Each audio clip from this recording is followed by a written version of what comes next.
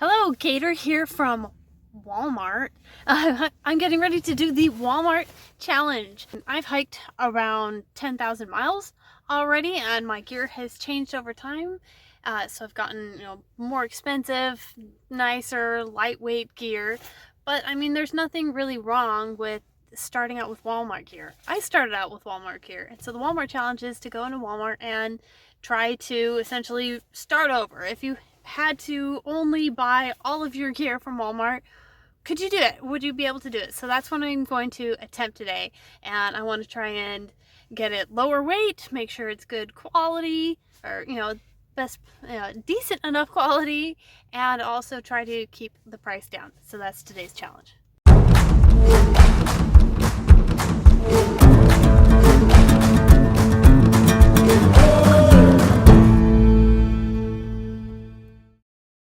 Oh yeah, quick note. So since I started off with Walmart gear, some of it I know, I'll never go back to again, and some of it I still use. I will still go for very specific items here because they're just as good here as other places. So some of my gear I don't use as much now, and I'm sure Walmart does not have any more of, so I will have a comparison of what gear do I still have. Wow, can I tell you, there were a lot of people in Walmart. The music was loud. Everything was behind glass, so it was really hard to do this challenge. So I did get video, but I'm going to be walking you through it from home. When it comes to pants, I like to use nursing scrubs. A lot of them, they are polyester, they are quick drying, they're meant to get dirty, and they're lightweight, and they're cheap. So there's no point in going to an expensive outdoor store for something that's just good quality at Walmart. Anything else like t-shirt, that's easy to get anywhere. I like to get those from a thrift store. I've tried the fancier underwears from the outdoor store, and they just did not last nearly as long as the regular cheap kind. I also tried looking for thermals. I know Walmart has decent thermals. I couldn't find them today. I don't know if it's just the wrong season since we're going out of the cold season right now, but depending on what time of year you're backpacking, you may not need them anyways, but they are decent. Next up, I headed over to the camping aisle. Everything's behind glass. It's gonna make it a whole lot harder. A headlamp. Honestly, I don't like any of the options here for headlamps. I've used many headlamps from Walmart, and they break very easily. I don't think I've ever had one that lasted more than a month. So there are other flashlight options. You can clip them on. You don't want it too low of lumens. You'll probably want, I prefer at least 100 lumens, and then, it's just for around camp. It's not really for night hiking. But, and there are some that's okay, it's low, it has high enough lumens, but it also is too low of battery life. So honestly, I would just go for one of the cheaper ones and then just expect it to be broken and just be able to replace it quickly with another cheap one. Otherwise, I would invest in something a little bit nicer, like a night core that's only, it's $40, so it's still really not that expensive. For water system, water filtration at least, I prefer to use the Sawyer. A lot of Walmarts do sell these Sawyer products, at least the regular Sawyer squeeze.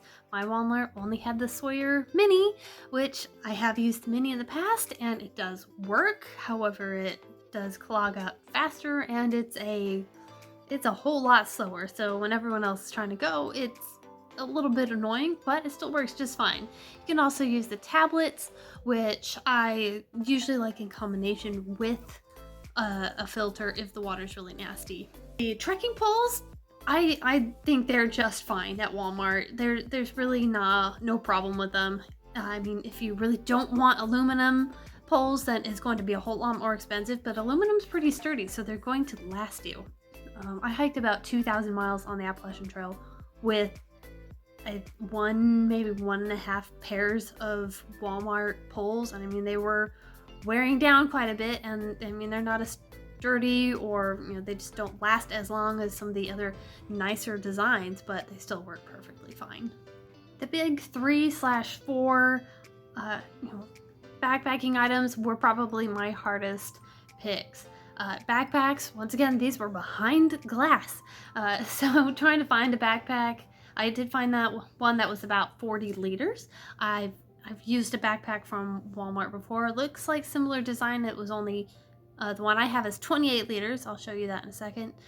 So that was a little bit small for me, and you do have to be careful because some of the clasps that hold the backpack straps together, they can be a little cheap and they may fall apart. But overall, they, for a beginning backpack, it's nice because you can figure out like what size do I actually need, what are the special features that I actually want. So these are pretty good starting out backpacks.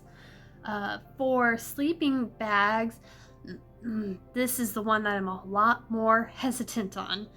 My first backpacking sleeping bag that I got from Walmart said that it was rated for 32 degrees, but it's really more like a 50-60 degree bag. Like below 70 degrees, I get cold. And so I have to use extra layers to keep me warm. Mine is considered to be down, even though there is rarely any down in it at all. So I'm just a little more hesitant.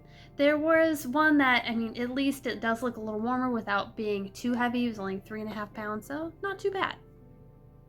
For the sleeping pads, there really weren't a lot of options. Like, there were the full size, big heavy sleeping mattresses that you're just not going to use on a backpacking trip.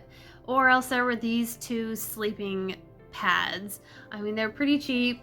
This one's only like $30 and only a pound, but Walmart does have other ones online that are about the same price, maybe a little bit more expensive, but are actually going to be more comfortable.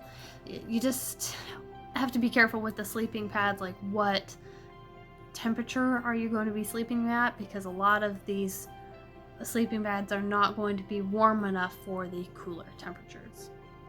Last up of the big four are the hiking tents, or the backpacking tents. I really did not like any of the options here. There was one. See, this one's not too bad. It at least has a rain tarp that goes all the way to the ground. Like, you definitely want a rain tarp that goes all the way to the ground compared to like this one over here. I started with a tent like this. The tarp does not go all the way down, and when it rains, the tent floods, and the rain tarp is essentially useless.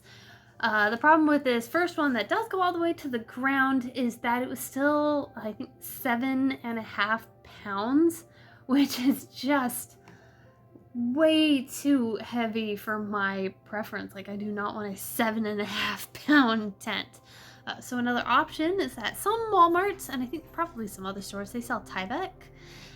It is a waterproof, essentially a tarp. So you can, if you go online, Walmart has them for like $25. So you can get one as a ground tarp, one as a tarp to go over you, and $50, and the whole, between the two, it's only a pound. So that's going to be way lighter and cheaper. Here we've got the flatware. If you don't want to use flatware from home, this was a package. I've used these in the past, or at least just the spoon, make it way lighter. It's only a few grams, and the whole thing is $1.24. The only problem with these are if you're going to be cooking in your pot with like oil, the oil gets really hot and can melt the spoon. Otherwise, you're going to be fine.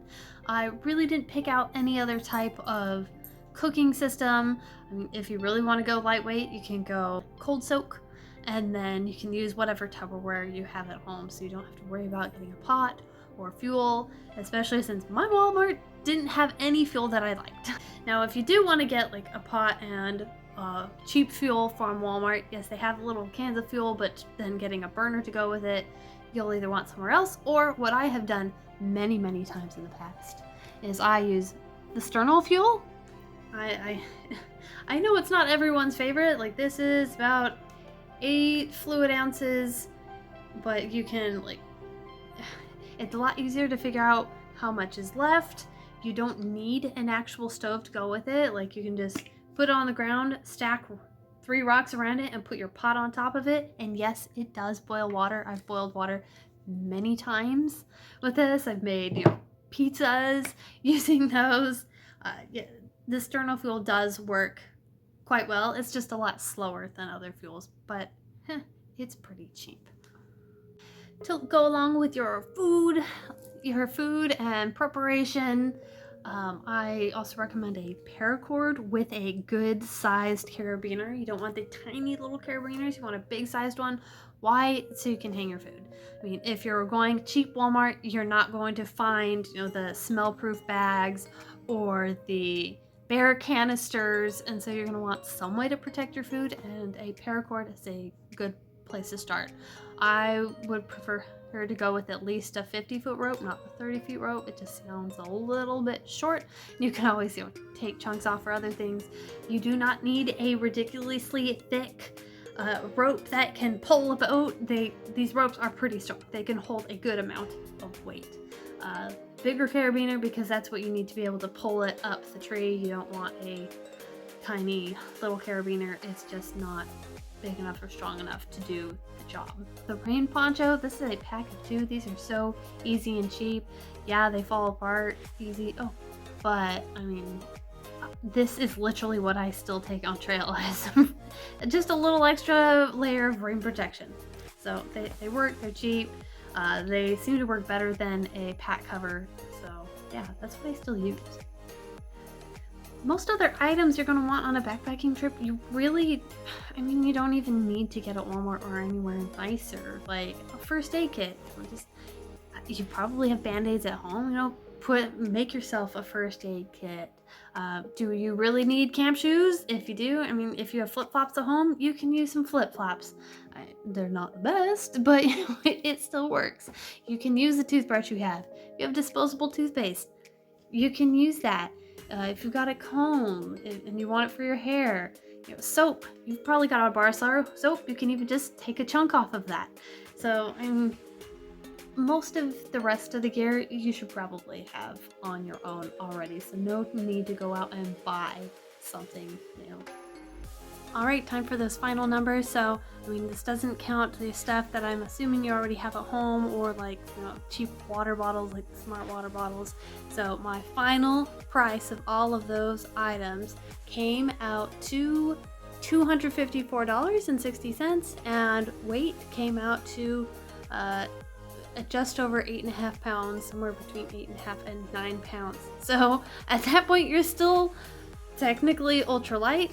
You may want a few more items, like the thermals, whatever. Might just put it up over 10 pounds, but that's still pretty good weight. And $254 for, all your big 4 items.